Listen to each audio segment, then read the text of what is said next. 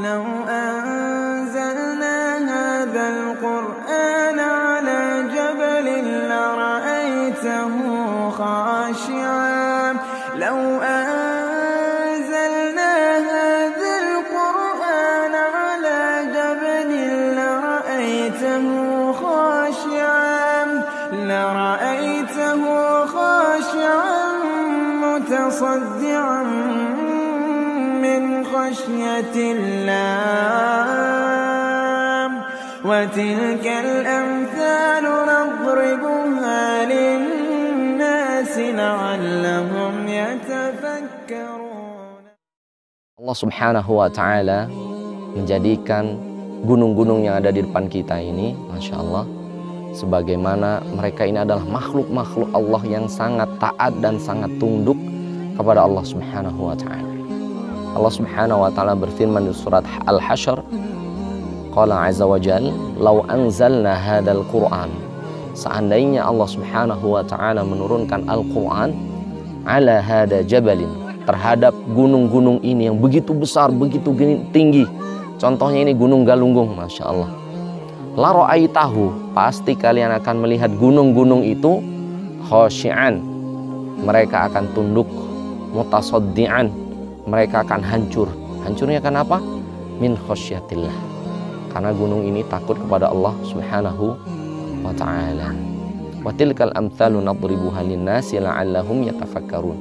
Karena Allah Subhanahu wa Ta'ala menjadikan gambaran ini bagi manusia la'allahum yatafakkarun, agar mereka berfikir akan kebesaran Allah Subhanahu wa Ta'ala.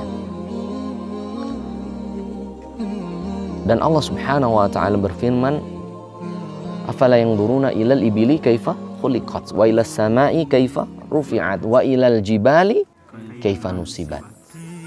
Tidaklah kalian melihat bahwasannya gunung-gunung ini ilal jibali kaifa nusibat, bagaimana gunung-gunung yang begitu besar ini nusibat, ditancapkan oleh Allah Subhanahu wa Ta'ala sebagai apa?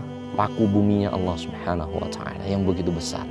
Sedangkan kita makhluk yang begitu kecil, kita mempelajari Al-Quran, menghafalkan Al-Quran, ya, kadang kita tidak takut kepada Allah Subhanahu wa Ta'ala. Na'udzubillahi min dzalik. Seseorang yang mempelajari agama Allah, hafalannya semakin banyak, ada yang 1 juz, 2 juz, 3 juz, bahkan ada yang menghatamkan Al-Quran, seharusnya orang tersebut semakin takut kepada Allah. Na'udzubillah, jangan seperti syaitan. Syaitan ini beribadah kepada Allah Subhanahu wa Ta'ala beribu-ribu tahun, ya, karena dia merasa pintar, dia sombong kepada Adam. Allah Subhanahu wa Ta'ala berfirman, usjudu li adama fasajadal malaikatu illa iblis. Semua makhluk Allah sujud, malaikat Allah sujud, illa iblis, kecuali iblis. Aba wastakbar, dia sombong, membangkang, wa kana minal kafirin, dan syaitan pun menjadi orang yang kafir. Na'udzubillah. Jadi syaitan juga pintar beribadah kepada Allah, bahkan masuk surga, bahkan menyembah Allah, melihat Allah. Tapi karena di dalam dirinya ada rasa sombong, dia menghafal Al-Quran hanya untuk pintar-pintaran, hanya untuk menganggap dirinya hafalannya lebih banyak, pengen dipanggil qari, pengen dipanggil hafidhul Quran. Na'udzubillah. Maka na'udzubillah, orang itu di dalam dirinya ada sifat apa? Syaitan. Hafalan saya 10, kamu baru 5, saya lebih pintar. Masya Allah. Ana khairum minhu. Syaitan pun berkata kepada Allah, ana khairum minhu. Ya Allah, saya tidak mau bersujud kepada Adam. Kenapa? Ana khairum minhu. Saya lebih baik daripada Adam. Khalaqtani min nar wa khalaqtahu min tin. Engkau menciptakan Adam dari tanah dan engkau menciptakan aku dari api. Misalnya, api dengan tanah hebatan mana? Api. 10 dengan 5 juz hebatan mana? Hafalan 10. Tapi hafalan itu bukan disombongkan. Kalau hafalan semakin banyak kok semakin sombong, ilmu semakin banyak kok semakin sombong, maka ketahuilah, na'udzubillah, sesungguhnya dalam diri orang tersebut, na'udzubillah, ada sifat syaitaniyah, yaitu al-kibru, sombong, istakbar, dan dia merasa lebih tinggi. Aba, akhirnya dia tidak mau menerima perintah Allah. Bahkan ada beberapa orang hafal Al-Quran, alhamdulillah, malas sholat, malas beribadah. Maka Allah cabut itu namanya apa? Kalam Allah subhanahu wa ta'ala. Al-Quran itu milik Allah subhanahu wa ta'ala. Allah ta'ala berfirman di surat Al-Qiyamah, Inna alaina jam'ahu wa qur'anah. Sesungguhnya Quran itu milik kami, milik Allah subhanahu wa ta'ala. Jam'ahu, kamilah yang mengumpulkan Al-Quran di dada kalian. Jadi Al-Quran milik siapa? Allah. Berapa banyak orang yang pinter, IQ-nya tinggi, tapi nggak bisa ngapal Quran? Banyak tidak? Banyak. Tapi ada, Masya Allah, ada orang yang mu'aqul akli. Ada orang yang akalnya lumpuh malah. Dia malah menghafal Al-Quran dengan sempurna.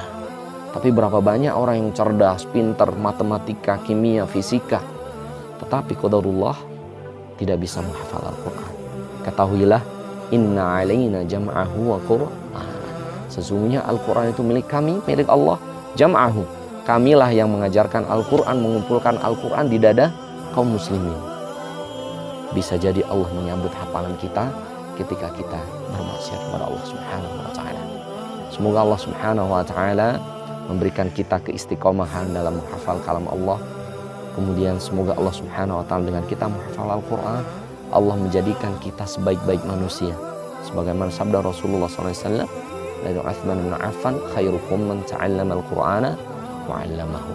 Sungguh sebaik-baik di antara kalian adalah man ta'allama al-Qur'an, yang dia mempelajari, menghafal Al-Quran, mempelajari tafsirnya, maknanya, wa 'allamahu, dan dia juga mengajarkan Al-Quran ini kepada orang lain. Sebagai seorang ayah, seorang ibu, kewajibannya mengajarkan kepada anak dan istrinya. Sedangkan adik-adik, para santri mengajarkan kepada juniornya, adik-adik yang lebih kecil dan sebagainya. Semoga Allah subhanahu wa ta'ala memberikan keberkahan kepada kita semuanya. Semoga Allah subhanahu wa menjadikan kita ahlul Quran, para pencinta Al-Quran, wa ahlullahi. Ketahuilah, para pencinta Al-Quran, penghafal Al-Quran, ahlullah. Mereka adalah orang spesial di hadapan Allah, keluarga Allah, wa khassatihi, dan orang-orang spesial di hadapan Allah subhanahu wa ta'ala. Semoga bermanfaat. Aku qouli hada wa astaghfirullahi wa lakum. Assalamualaikum warahmatullahi wabarakatuh. Waalaikumsalam warahmatullahi wabarakatuh. Syukran ya Rabbi, syukran, hadaita qalbi, syukran, nawwarta darbi, syukran. Syukran ya Rabbi, شكرا يا ربي شكرا هديت قلبي شكرا نورت دربي شكرا شكرا يا رب شكرا يا رب يا منزل القرآن